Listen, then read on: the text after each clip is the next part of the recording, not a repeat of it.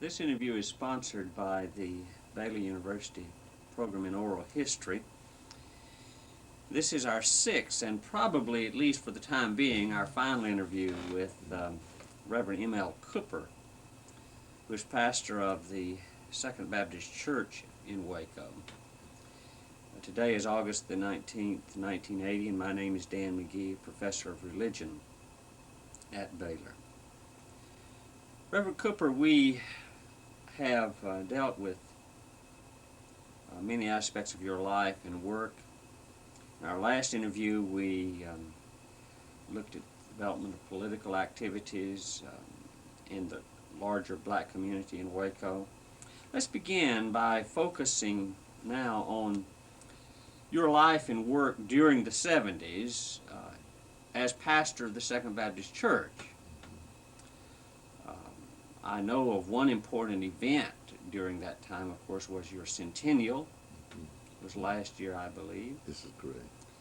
Well, let's talk about that and other things that may have developed, ministries. You had mentioned earlier, for example, how in the late 60s you had opened your doors to the Head Start program. What happened in your role as pastor of that church during the 70s? The centennial celebration in '79, which really rounds up the 70s, would certainly highlight Right. anything else that we could say. And we had a grand and glorious year. And we would want to think that the program was unique in that we had spotted days throughout the year to celebrate our centennial. And with these various dates during the year, we brought in the sons, at least some of the sons of the church, to be the guest speaker for that hour. With the first and second individuals, we had a father and son. The father was a third generation membership-wise at Second Baptist, and the son was third.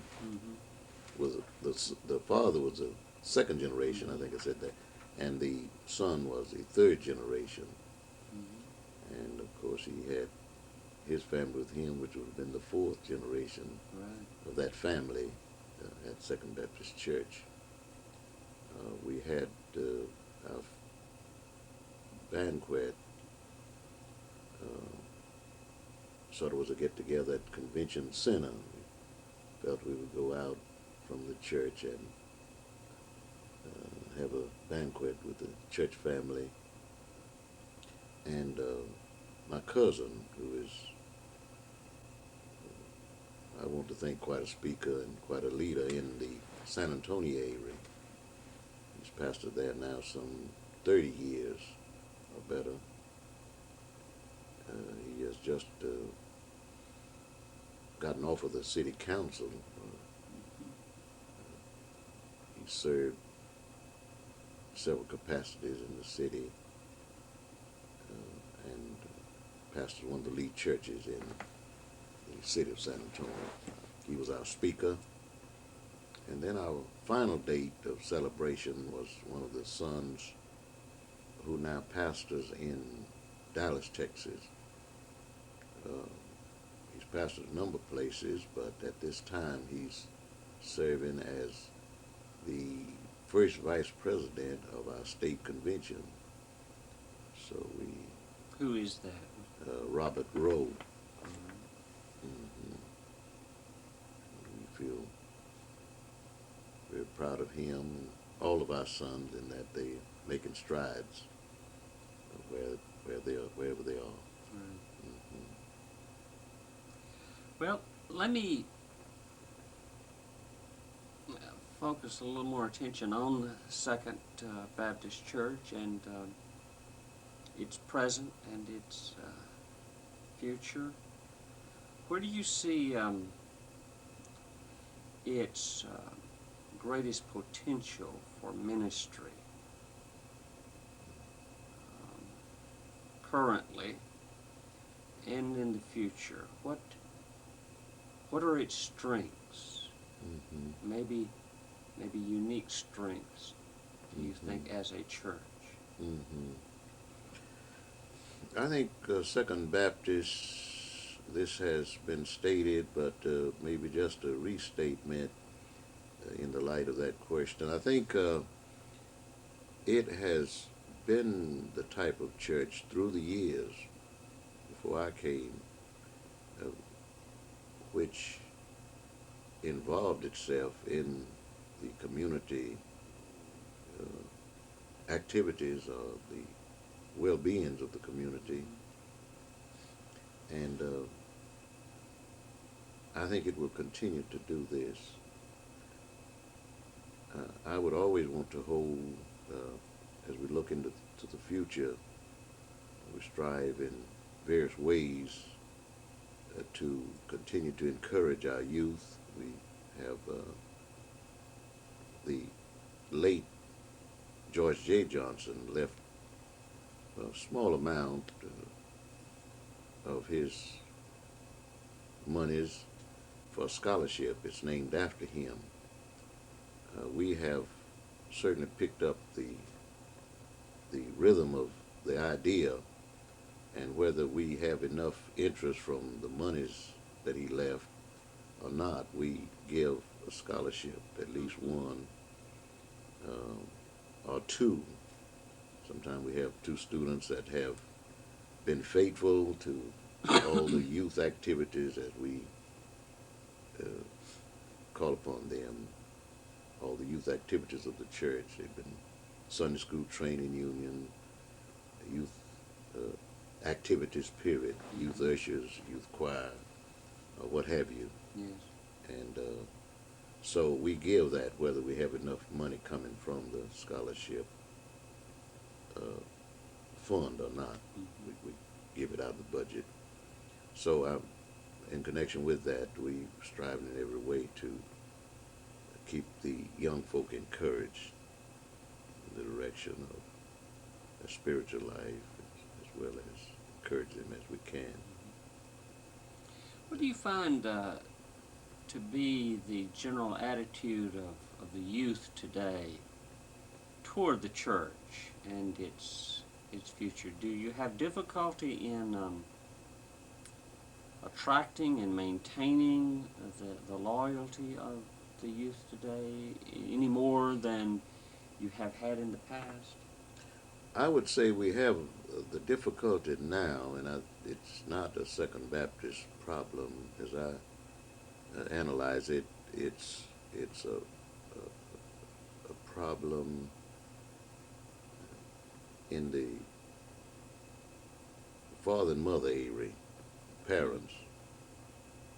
Here again, I could have mentioned this earlier, but when we came along, it was no choice.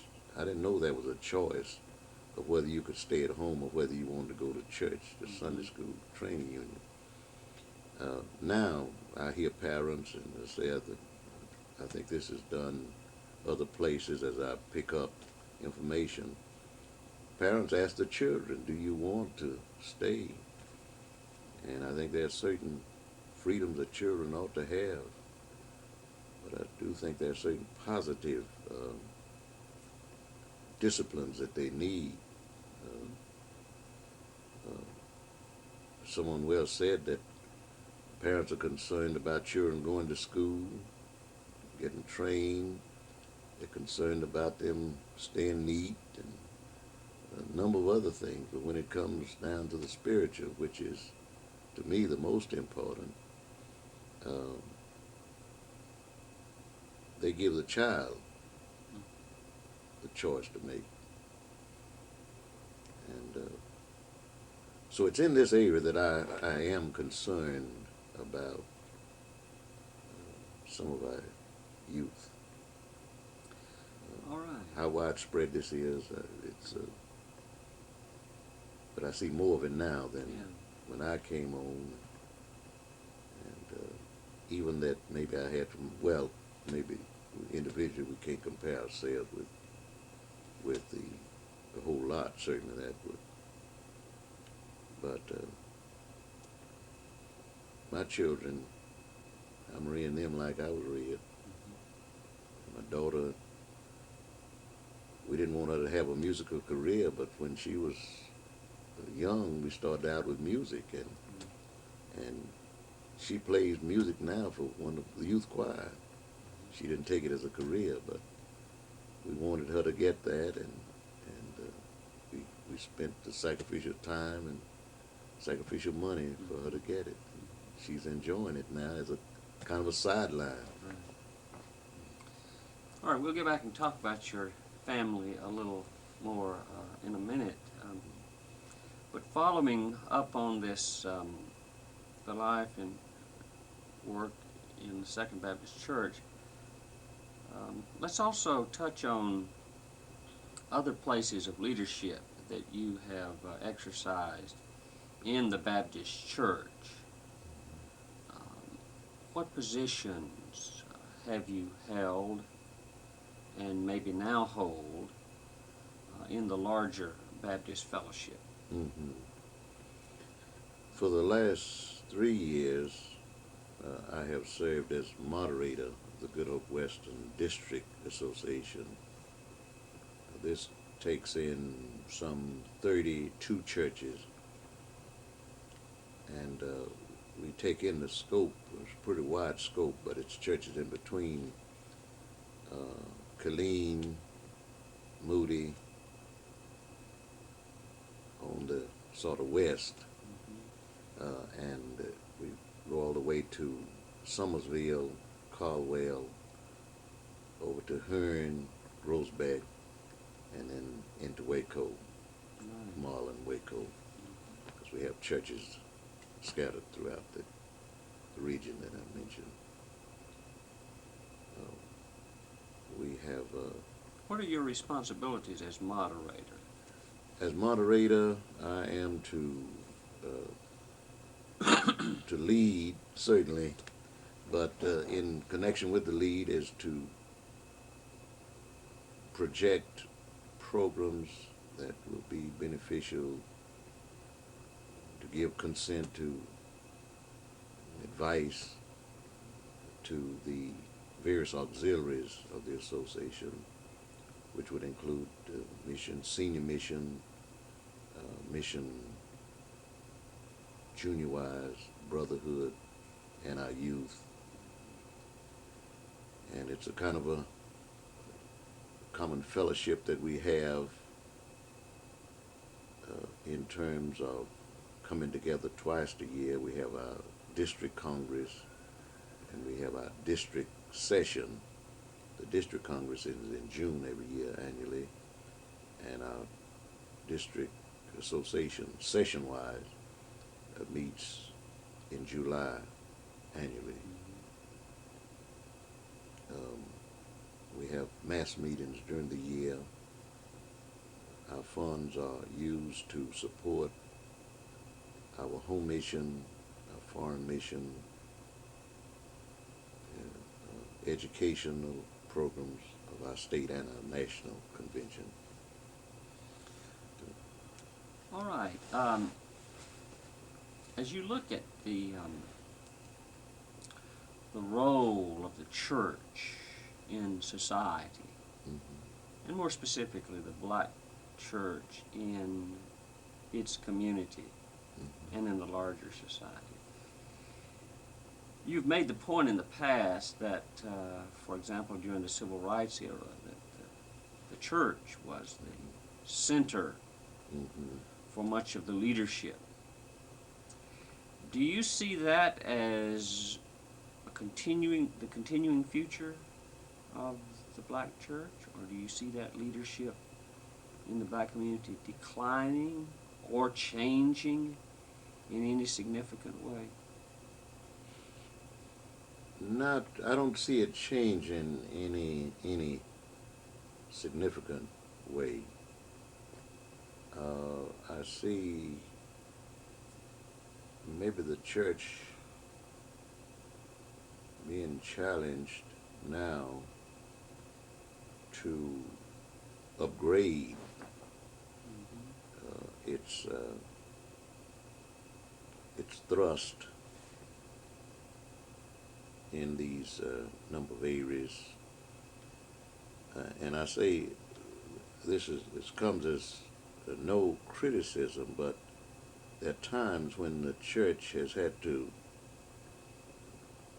well, even as maybe I've come through in our sessions, the black pastor has had to stretch himself out so far. Preach on Sunday the gospel of Jesus Christ, and then meet Monday with the Civil Rights Organization, NAACP, or what have you. And then he's downtown as a part of a committee for this group or that group, trying to negotiate. And then, so I was saying it's no criticism. These are just some things we've had to do as over against maybe the pastor in general that's who settles down. He has an education director, and he has politicians in the church, so he's relieved of the politics, and he can go on about his business of getting his sermons ready and what have you. So it's this in mind that I was saying that the black church maybe has to go through now, the revamping of the new thrust that faces us. Ask you a question I'd not thought about asking until now. You mentioned the task of getting a sermon together. I think it'd be important for people to know what's involved in that sort of thing, because most of us don't know. But how do you prepare a sermon? You know, where does the idea begin? And then how does it grow? What effort do you put into it? Where do you go to get material to put a sermon together? I guess that couldn't be told in a very quick fashion, Right. because so many things lend themselves to maybe the inspiration of a message. Of course, naturally we ask the Lord to give us a message, and if we're not careful, many times, let's say quickly, we come up with one before he gives us one if we're not careful, and if we're not cautious. But as a pastor, as a shepherd, you're close to the people. Some are closer than others. But as a shepherd to the sheep, you see the needs of the sheep. You feel this. The prophet said, I sat where they sat. And it's in this vein and in this light to be where he is, and yet know where you want the Lord to carry them. Know where the Lord wants you to carry them. It's in this light that many times over messages come. The prophet said he saw them as dry bones. The shepherd, the pastor, the prophet should see their needs. And it's through this that the Lord speaks to him as to the message that he... In your very busy schedule, do you have much time to spend on getting sermons together? How do you find time, and how much time do you spend? Well, it varies. Naturally, I do reading off and on, certainly every day. I try to do it every day. Here again, sometimes days can turn into something else. I try to read, and I guess each one has a little different habit, and personality-wise. I love books, and I've tried to. Sometimes I read some of the messages of the older ministers, books of sermons, and of course, sometimes you find a certain author and writer that sort of maybe fits your philosophy. Someone has said some years ago, and I've often thought about it, they were saying that each preacher has just one message. And I've often thought about it. And they said he may start here, but he ends up about, not with the same ending per se, but he sort of shells out his message, that message that he has, through the hundreds of sermons that he may preach. So maybe with this in mind, reading a number of sermons, you come upon something that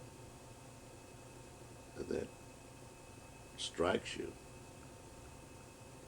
and you're comfortable with it. This is the message that you think the Lord would want you to deliver. That would be a blessing to the congregation. And of course, you're looking at the light of the conditions of the people,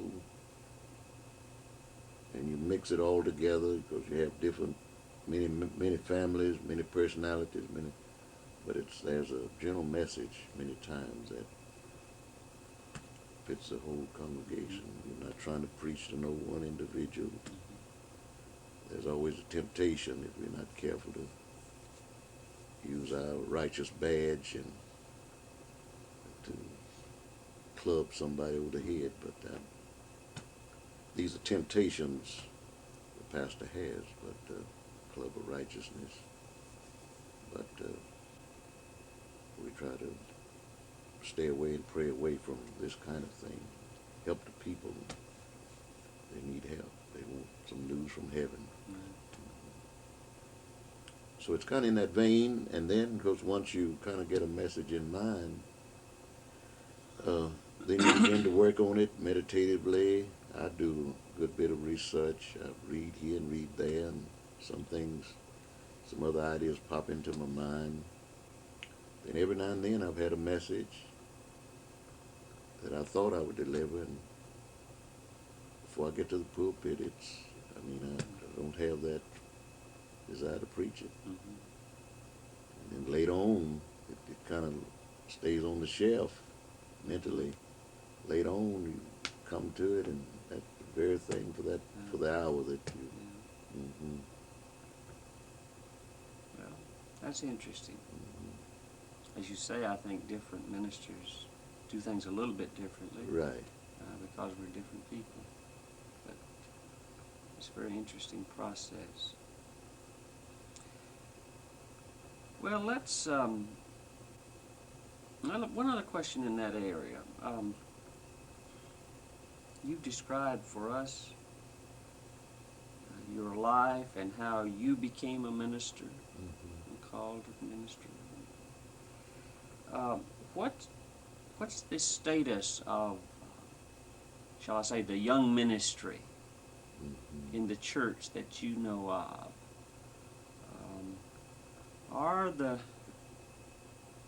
best and the brightest young people considering vocations in the church today? And what about opportunities for training that are available? How do they compare with your opportunities? I would answer maybe the latter part of that question first. I think the opportunities are much greater now than when I came along. There's so many grants of varied sorts, doors that open now that were not open when I came along. However, I'm somewhat concerned about the maybe answering the call, selecting how you would interpret this. I believe that a man is called, but the church possibly has not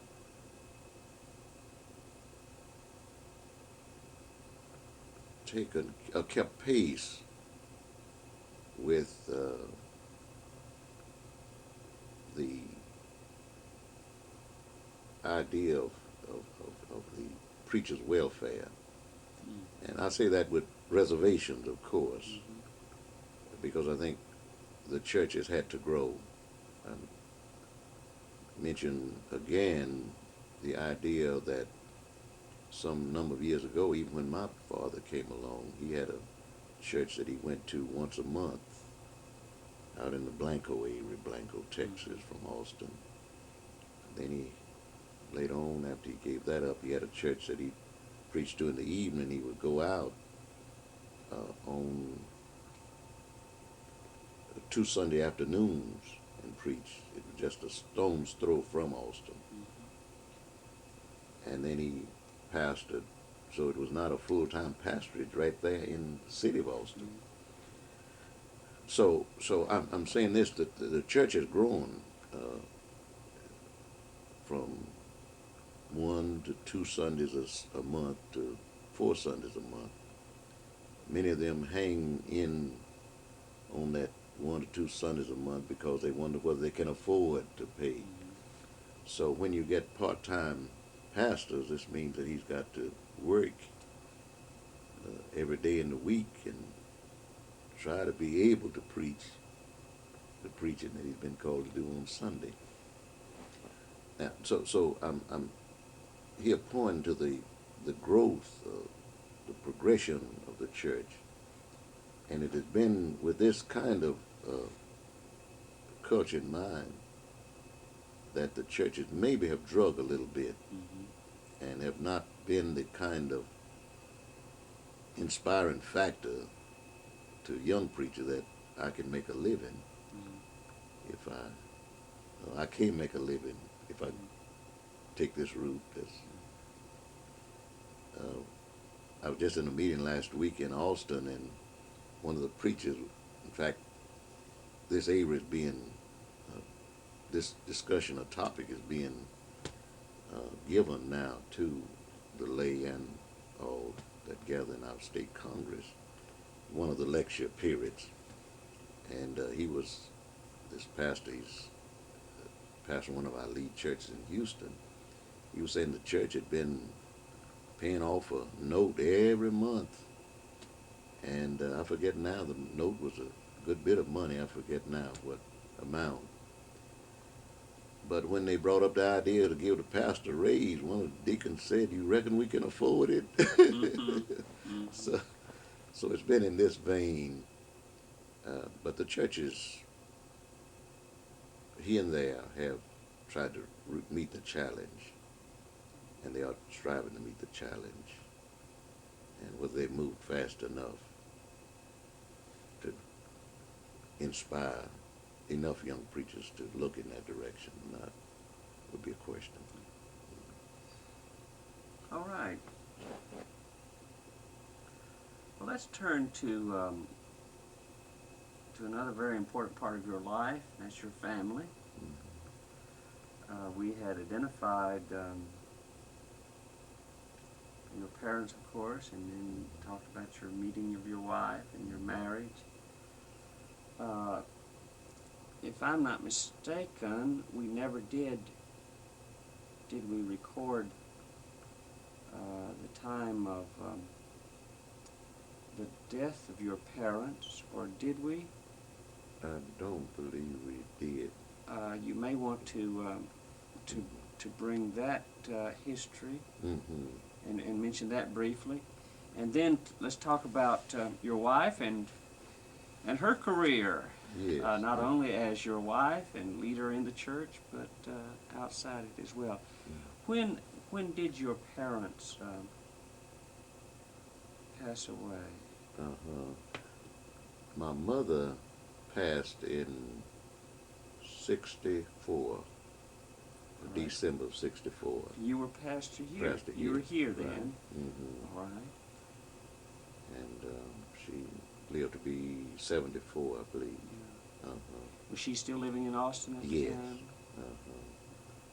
She had had a stroke several years earlier, and she had gone about her work, and this packed my dad's suitcase to go to Fort Worth Mm. that weekend, and that night she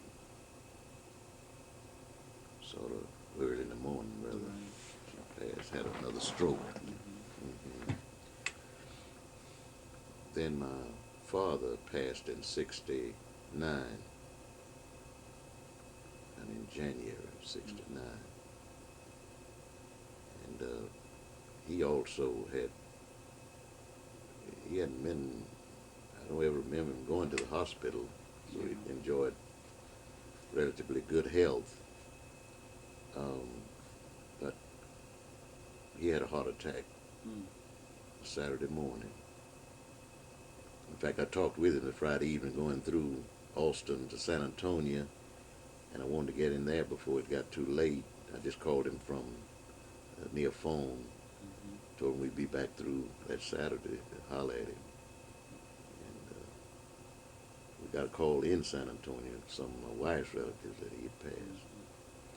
And he was 85 Mm. and had been active. He'd gone to visit some of his members that Friday, Right. some of the sick members. Yeah. Hmm. And he would have driven up here at 85. He would have driven up here that day to Fort Waco if he wanted to. I mean, he was just that active. Right. But,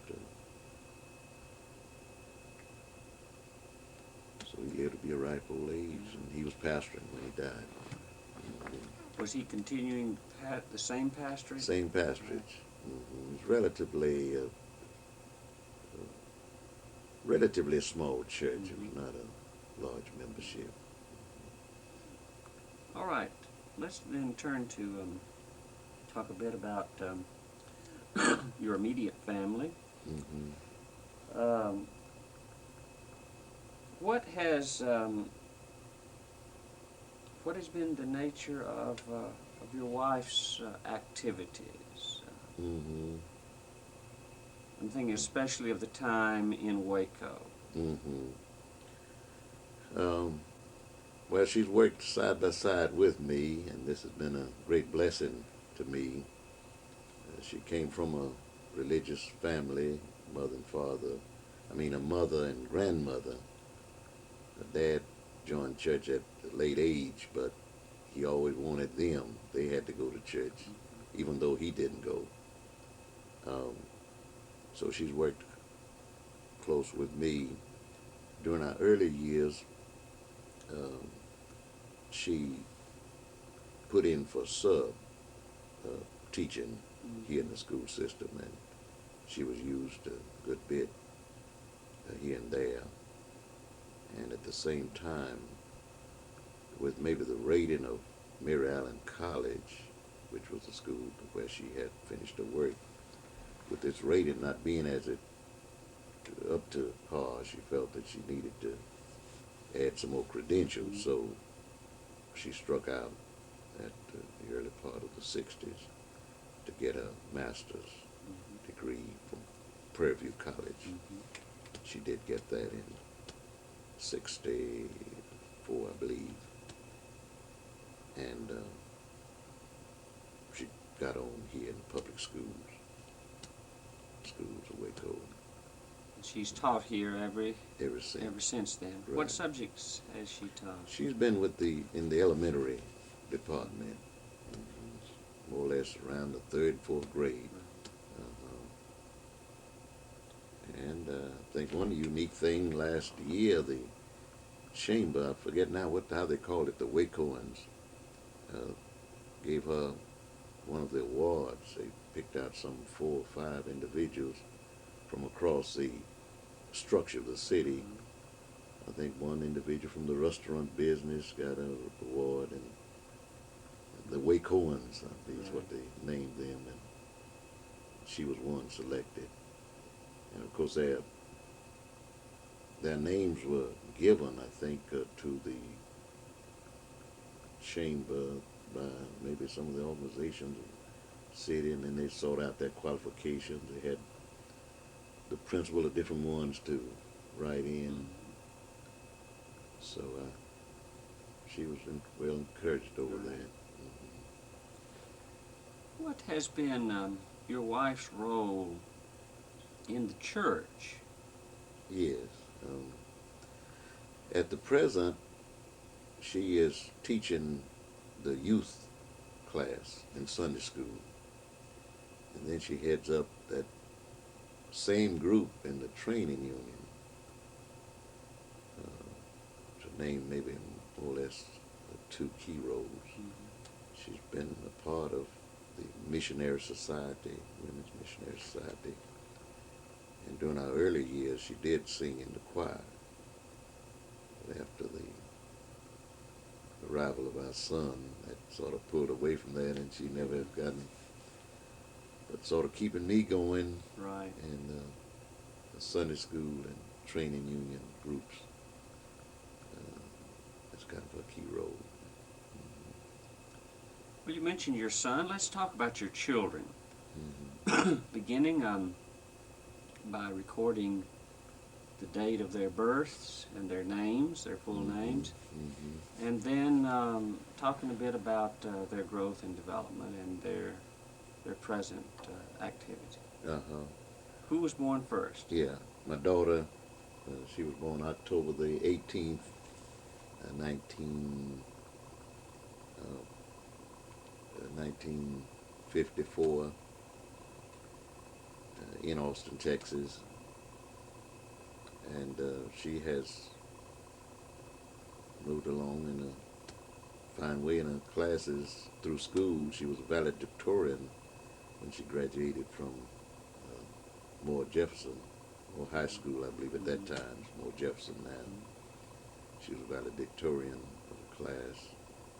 And then she entered Baylor and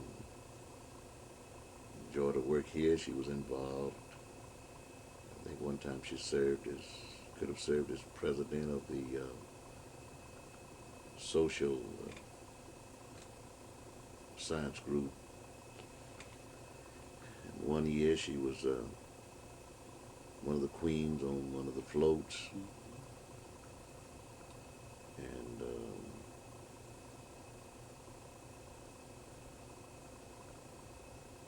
she completed her work here. And immediately upon completion of her work here, she went to Methodist Homes and sort of worked there as a social welfare worker supervisor. Well, I mean aide. And finishing her work here in December, that gave her a chance to work from January to around July of 77. And that was before school opened in August or September at Atlanta University. She got a master's there last year.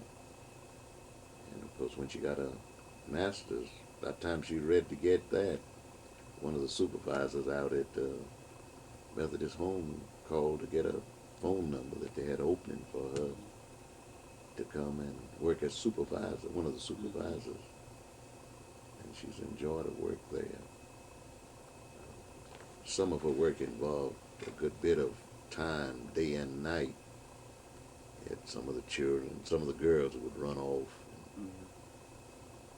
I think when two of them ran off to Lake Charles, and she had to leave in the day and drive all day, and a part of the night into the next morning getting back here. She'd had another offer of a job, and I think that really seemed. But she enjoyed her work there. She was on calls every 3 weeks for a whole week. That's night and day. Because sometimes I don't know whether that was the case, but sometimes some of these jobs you don't have enough workers to really cover all the work that needs to be done. Has she, you indicated that she has now moved toward another position, another Yes, job. What is right. that? She will be a social instructor, social science instructor at Paul Quinn. What is your daughter's full name now? Esther Lynette Cooper, Esther Lynette. How do you spell Lynette? Lynettee. All right. What years was she at Baylor? She was here 74 to 76, and she stayed several summers, which actually allowed her to finish a half a semester. She majored in social work, is that Right. true? All right. How were her years at Baylor? Did she enjoy them? Were there any difficulties? Any special difficulties she encountered? I don't think any difficulties nothing unusual. All right. I'd put it that way. I think you have problems trying to make certain grades most Sure. students. Sure. But other than that, she enjoyed it, her work here. All right. Let's talk about your son then. Mhm. When was he born? What's his name? He was born October the 9th, 1964, 10 years later. 10 years later. Hmm. And he was born here in Waco, because he's one among the first sons of Second Baptists Yes. of this nature, for a number of years at least, as far as many of the members now could remember. He has, for his first couple of years, we sent him to St. Albans. He was born in October, which threw him a year off in Right. going to public school. So we thought to get him started, size and age and all, right at the age of school. So we sent him to St. Albans, and they were able to certainly do a good job for him in that there were not too many students Mm-hmm. in each class, and gave the teacher a chance to work with each student more time-wise. So we left him there several years, and then after several years, we brought him over to South Elementary School, Mm-hmm. and then from there to University Junior. Because he's been involved, he's at the University Junior High. He served as president of the choir. Mm-hmm. He played football each of those years up until this year. He decided to put it down. I don't know that he had majored in music, but he has spent a good bit of his time along with playing football with the choir. So, and he's won several medals on the local level and on the, I think they call it the ARI musical contest. Mm-hmm. And this year he went to the state musical camp at Commerce. It was just 3 weeks ago. He's been in one state, I think, contest, or maybe, yeah, one state contest, and came out second or third in that stiff competition. Yes. But he has a number of medals down his arm there. Told me that to start putting them on the other arms. Well, now, his interest in music, has it been primarily in the area of vocal music, of singing? Right. Does he play an instrument? No. All right. Now, your daughter, I think you had said, played Right. the piano. She plays piano, organ, and then she's played the guitar. In high school, she played the trumpet, and 1 year, I believe she served, at least 1 year, I know she served as majorette when she was at Moore High School. Now, your son is a senior in high school this year, is that? No, he's just, this is just his second Second year. year All right, high school. in high school. So he's in the 10th grade. 10th grade. Right. All right, this year. All right, fine. Has he talked about what he wants to do when he finishes high school? He has claimed that he wanted to be an engineer.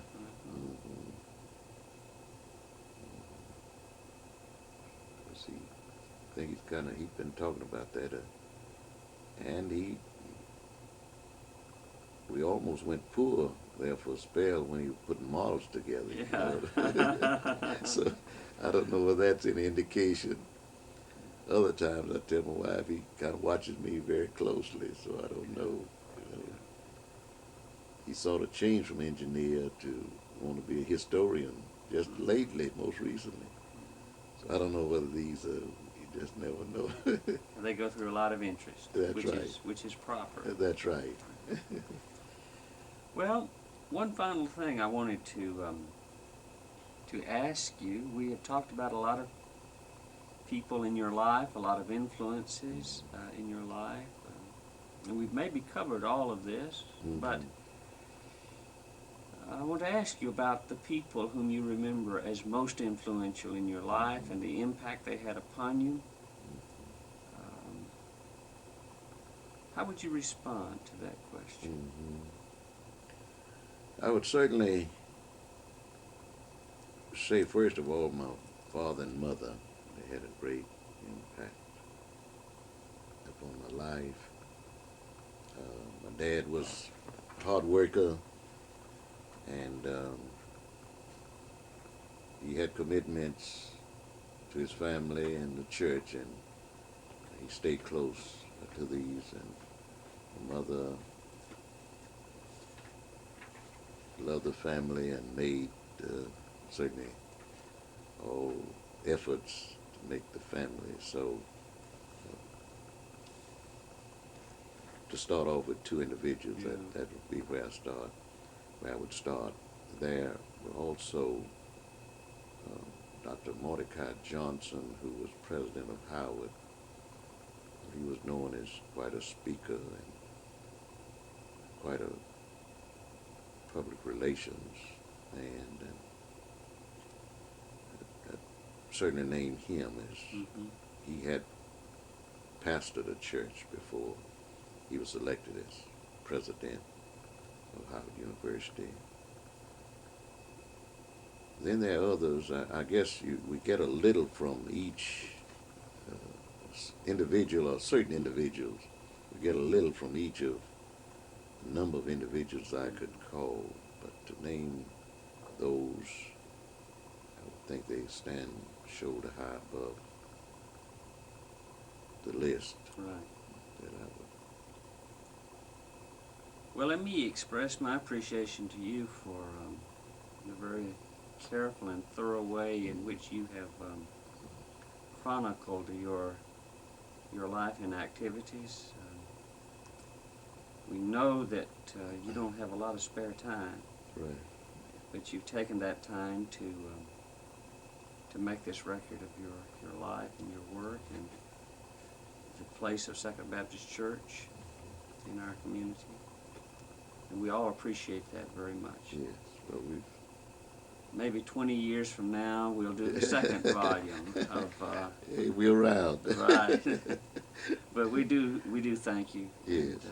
And appreciate it. Well, I've enjoyed doing it, and hope maybe we've said something. If someone listening one day would maybe gain one nugget here or there that would help them. All right. Thank you very much.